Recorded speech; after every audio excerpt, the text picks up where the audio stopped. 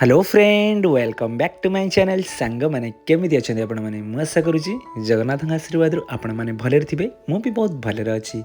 सांग मैंने आज आम घरे प्रस्तुत करवा चिकेन लिवर बा कलिजा कराटर पकोड़ा आपण मैंने तो सांग मैंने निश्चित कलिजा कराटर कषा ट्राए करेंगे बट के पकोड़ा ट्राए कर तो सांग मैंने चलतु डेरी नक आम पकोड़ा प्रिपेयर करवा तो सांग मैंने जदि आपण मैंने मो चैनल नुआ चैनल टी को लाइक शेयर सब्सक्राइब करने तले थी बेल आइकन टी दबाई ने तो सांग मैंने डेरी नक चलतु आम भिडटी आरंभ करवा। प्रथम ये मुझे कलिजा कराटा नहीं आ कलिजा कराटी को भल भाव में देखिपे 4 ରୁ 5 थर मु पानी रे वाश कर नहीं आउठी कट भी लगे देछि बिल्कुल भी ये बड़ साइज रखिए छोट छोट साइज करेंगे खावाई बहुत बढ़िया लगे। ये सांग मैंने मु अदा रसुण आ कि कंचा लंका भल भाव में छेचिकी नहीं पाखापाखि 2 ରୁ 3 ଚାମଚ ये हम तादेह आम देदेबा। ये आम कि मसला ऐड करवा जमीक मुझे स्वाद अनुजाई लुण दे दूची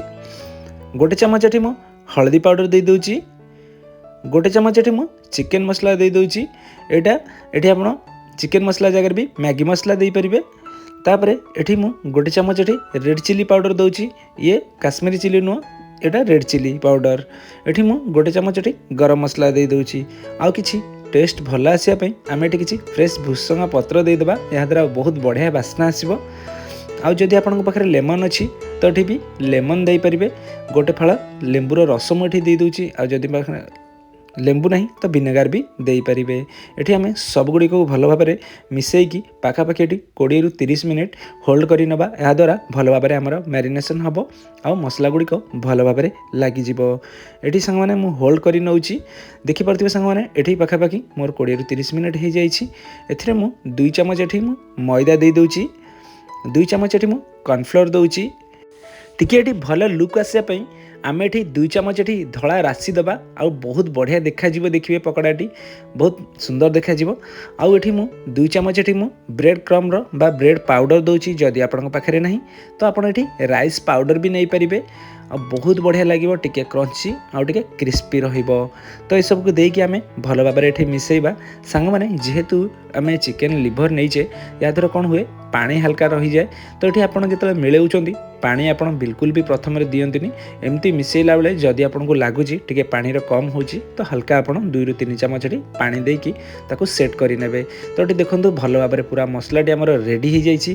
और संग मैंने देखूँ केते परफेक्ट भाव में मसला गुड़िक भल भाव में आमर लिवर रे लगी जाइए। एठी आमे संग माने जिबा नेक्स्ट प्रोसेस को आम एठी गोटे कड़ाई रे पाखापाखि 200 ରୁ 300 ग्राम एठी मु तेल नहीं जाइए रिफाइन तेलटी एठी मोर भल भाव में गरम हो जाइए। तेल पाखापाखि एठी लो टू मीडियम रखिए बिल्कुल भी हाई रखिएनि जेहेतु ये चिकेन लिवर टिके माने सिझिबा टिके टाइम लगे तो आप बिल्कुल ये फ्लेम टी को हाई रखिएनि स्लो फ्लेम रे आराम से प्रथमे पकई ने तापर पकई सारा आपड़ ये फ्लेम टी को हाई करे। तो सांग मैंने देखिपे केते सुंदर भाव में पकई दीची आ कड़े जी भी जगह हम केबे भी आपन कौन से आइटम बनाऊँ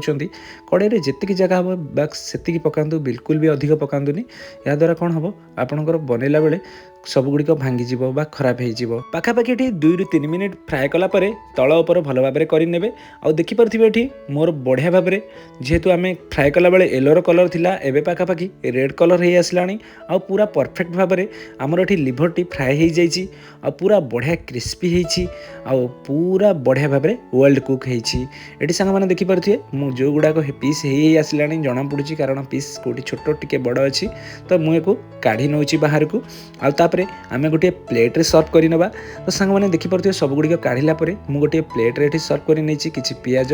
किसी लेंबू आउ मिन चटनी साथ जदि खाऊँ बहुत बढ़िया लगे।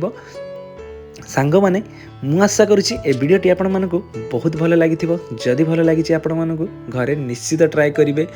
मते कमेंट करेंगे आपणकर कलिजा कराटर पकोड़ा किपरि प्रस्तुत होइछि। सांग माने आज एतिकी देखा पुणी एक नुआ वीडियो रे। जय जगन्नाथ।